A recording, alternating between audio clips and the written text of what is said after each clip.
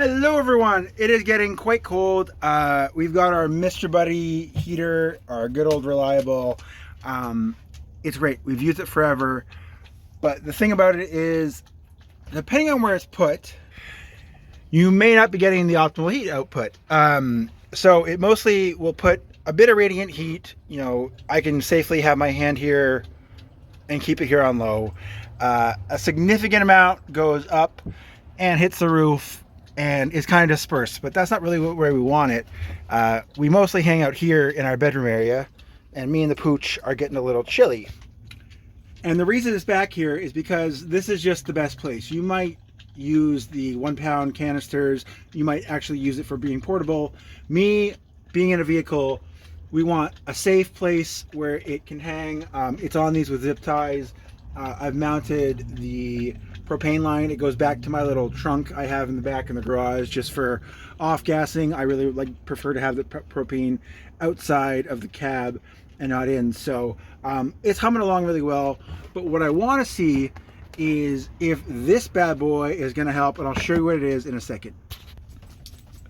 All right, so what this is, it's just a little fan.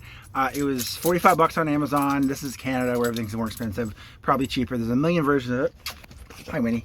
And you may have seen them on wood stoves or just other things, but apparently you can use them on the Mr. Buddy heater to direct heat where you want to go. So we're gonna set this up and install it and see if it actually makes a difference. Basically, the way it works is there's a little dynamo or something inside. It generates a very small amount of electricity when exposed to heat. So we'll get the set up and going. But first we're going to do a test to see how far the heat goes and what temperature it is without this thing. So right now this thing is just chilling on low, and if you've watched any of my videos, you know I love my handy dandy little heat gun that unfortunately does not love showing up on camera super well. All right, here we go. So we're gonna scan. So right now, this thing has a limit of 250 degrees. It is obviously fully that. Let's see what the roof, or just above it, says. So as we go down, 125. So most of the heat's going up. In front of it, it's normal. There's nothing crazy. Again, let's see if we can get to focus on the roof. All right, this is kind of an ugly angle, but it's just the way to get it to focus a bit better.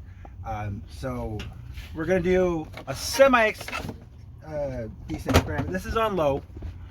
We're gonna put it about 4 feet. I'm using my stove as my guide, and we're gonna see how much heat is directed on this thing.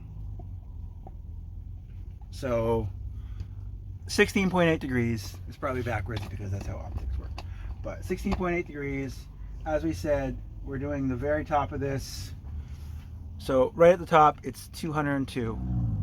But even without this thing, like, we know there's a little bit of heat here, but most of it's going up, which again, to us is not super useful. We want this moving around and also we can't really move this thing. So let's see if we can set this up, install it, and see if it makes a difference. So it should be pretty straightforward. We've just got the fan. If you just have a wood stove, it just sits on top. You really don't have to do much. With this, it just has a bracket, and we will probably mess with this off camera because I can see no way that's going well with my history of having to do things on camera. So it also comes with this handy dandy little temperature gauge that I think just attaches on. The instructions, there are none, so as usual we're just gonna have to just go. Like, these pictures do not help me put this thing together, but we built this camper, we can make this work. All right, so I don't know if this is the correct way to do it, but this is the best configuration I could see. It's hard to get it sitting completely flat on top, but at least we're gonna be having some airflow with it this way. This thing is magnetic. I think it just sticks to the front. I don't think it'll be blocking much airflow because, again, we don't have a ton of radiant heat going forward. Most of it is just falling up the path of least resistance. So we're going to give this a few minutes. Hopefully it gets turning, and we will update you shortly. And no sooner did I say that, about 15 to 20 seconds in, we've got our fan moving. Our Thermometer is moving just a little bit, so we're gonna let this sit for a little bit, get to optimum temperature, and see what happens.